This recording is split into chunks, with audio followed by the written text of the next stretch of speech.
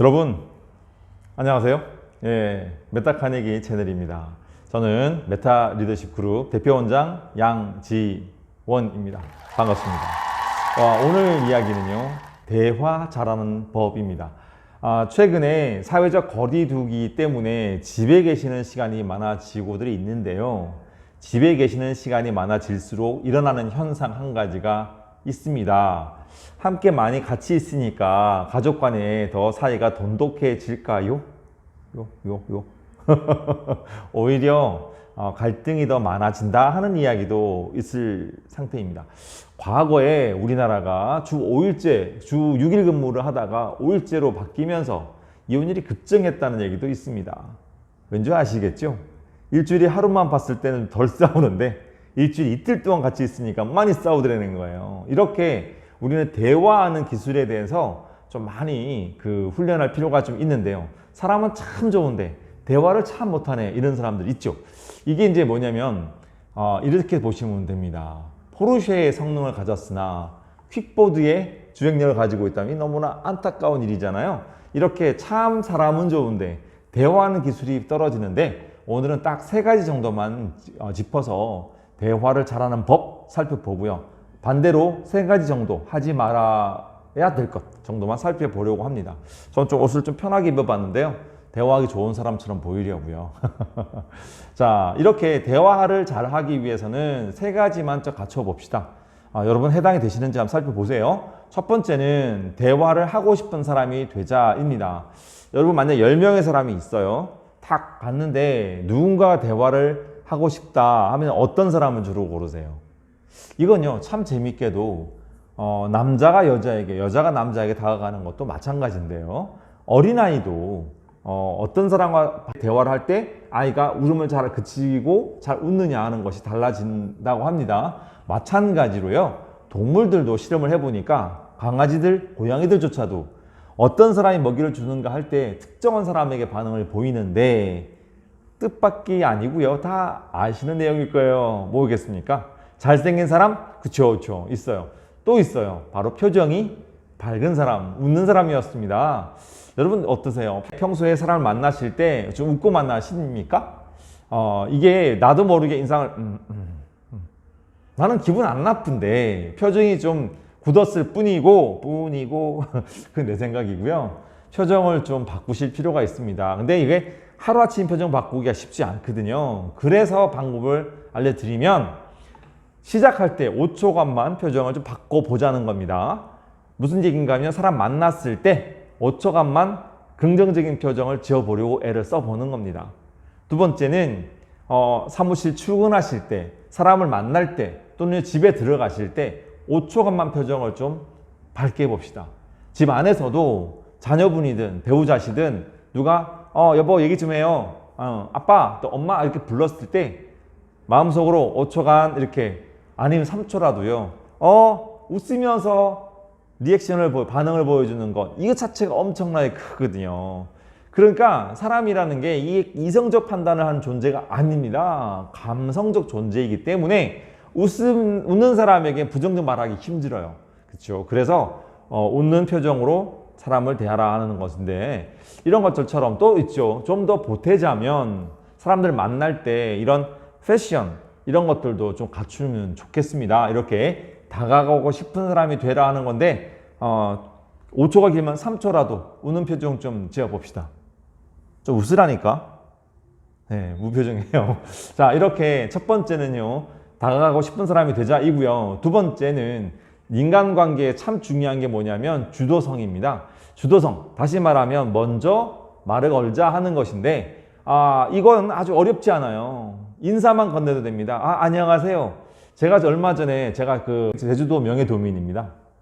그래서 1년에 한 번씩 하는 행사도 있고요. 또 아침 조찬회 같은 데 나가보면 똑같은 일이 벌어져요. 테이블에 앉아가지고 서로 있는데 서로 잘 모르는 사람이죠. 그러면 아는 사람만 있으면 그 사람하고만 대화를 나누는 경우가 있어요. 그러면요, 거기에 앉아있는 모르는 사람들은 소외되는 느낌입니다. 그쵸? 그래서 제가 이렇게 보니까 두 분이 서로 좀 아나 봐요. 근데 얘로 하는데 나머지 9명 테이블부터 8, 9분 앉으시잖아요. 나머지는 완전히 가만히 있어요. 그래서 제가 안녕하세요, 서로 인사 좀 나누시죠. 말 한마디 먼저 했을 뿐입니다. 처음에 제가 이렇게 인사만 먼저 건넸더니 나머지는 그냥 훨씬 얘기가 잘 돼요. 이렇게 대화를 먼저 걸어주는 사람이 되자 하는 겁니다. 오해하지 마실 거는요. 내가 계속 대화를 주도해야 된다는 건 아닙니다. 제가 옛날에 모 대통령께서 주재하신 이제 취임하고 난 직후에 파티라는 자리가 있었는데 저는 사실 뭐 내세울 게 없는 사람이잖아요. 기라성 같은 분들이 앉으셨는데 전부 다 점잖게 먼저 제가 안녕하세요. 인사 좀 나눌까요? 이 말 한마디 때문에 서로 굉장히 대화가 잘 됐고요. 사람들이 저만 보고 이야기합니다. 그 비법이 하나 더 있죠. 뭐냐면 잘 들어주는 거였어요. 바로 세 번째는 요겁니다. 자, 두 번째는 먼저 말을 건네주는 사람이 돼보자 하는 거고요. 어렵지 않죠. 오늘 뭐 했어? 좋은 일 있니? 이렇게 하시면 돼요. 세 번째는 잘 들어주는 사람이 되라는 겁니다. 잘 듣고 더 좋은 건요. 리액션, 반응해 주는 거죠. 얘기할 때 그랬어? 이렇게 반응해 주는 사람이 되면 되는데요. 이렇게 무표정하고 대화 없으면 안 돼요. 야, 반응 좀 하지? 응? 네, 우리 히로입니다. 별명이. 반응이 없어요. 이래서 아주 좋기도 하지만 적어도 이렇게 반응하고, 그렇죠? 들어주면서 반응하는 능력을 좀 보여주면 좋은데 평상시에도 보면 우리가 참 보면 바디랭귀지를 안 써요. 그렇죠? 들어줄 때 이렇게 좀 소리 내고 리액션하는 연습을 좀 합시다. 사랑이란 내 가슴 안에 있는 게 아니라 보여주고 느껴지게 해주는 것일 수 있다는 사실. 그래서 이렇게 좀 보여주시면 좋은데요. 제가 옛날에 SBS의 터닝포인트라고 이 부부간의 문제를 다루는 프로그램을 할 때 한 가지 보았던 사실은요. 참 사이가 안 좋은 사람일수록 서로 얼굴 안 쳐다보고 대화를 하지 않으며 대화할 때도 반응이 없다는 사실이었습니다. 이렇게 하시는데 하지 말 것 세 가지만 다 잠깐 짚어 볼게요. 첫 번째, 하지 말 것 있습니다. 뭐겠습니까?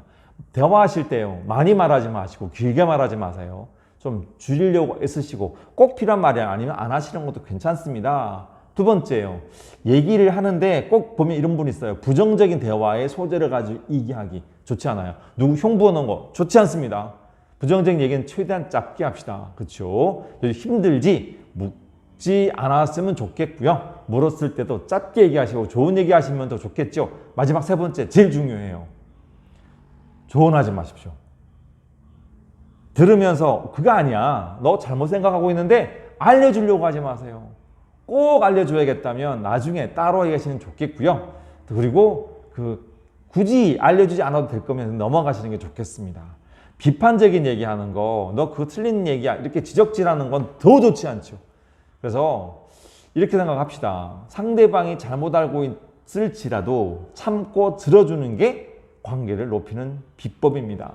자, 그래서 가까운 사이일수록 사실 이게 더 중요합니다. 워렌 베니스의 말 아주 별표 3개 아니요 5개 쳐도 돼요. 중요한 말이 있습니다. 처음 만나는 사람에게 보일 정중함을 가장 가까운 사람에게 먼저 보여라 하는 말을 했습니다. 무슨 얘기인가 하면요. 지금 함께 사시는 분 물론 사랑하고 사시는 게 아닐 수도 있어요. 가장 자녀분들 대하기 쉽죠. 부하 직원들 내가 말할 때 내 말에 대한 부정적 반응 보이기 어려운 사람들 이런 사람들이 사실은 나에게 가장 소중한 고객입니다.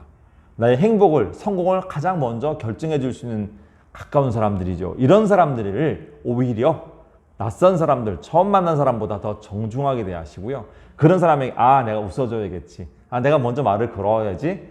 부정적인 말 피하고 지적질하는 거 내가 좀 참아봐야지. 이런 노력을 하시게 되면 가까운 사람에 대한 노력이 내 몸에 붙게 되면 내가 진짜로 변화를 하게 되고요. 변화한다는 건 업그레이드 되는 겁니다. 제가 참 좋아하는 말 중에 맹자님 말씀 중에 있죠. 인복은요. 인생의 제일 중요한 복이에요. 그렇죠? 인복은 인덕에서 나옵니다. 덕이라는 게 뭐겠습니까? 물론 제 친중계 중에 인덕이 있습니다. 주인덕 씨. 열심히 사는 사람인데요. 인덕, 하이. 덕을 쌓으려면요. 덕이라는 게 뭐겠습니까? 참아주는 거, 이해해주는 거, 기다려주는 거, 용서해주는 거. 마음의 그릇이 덕입니다. 인복을 많이 얻고 싶으세요? 그러면 덕을 갖추세요. 인생을 멋지게 정말 중요한 인복을 얻고 싶습니까? 가장 가까운 사람들에게 인덕을 갖춰주는 건 어떨까요? 대화 잘하는 비법 어렵지 않습니다. 우선 표정 바꾸고요. 먼저 다가가고 덕을 키워오시는 거 꼭 한번 해보시기 바랍니다. 어떻게? 해보자. 화이팅! 고맙습니다.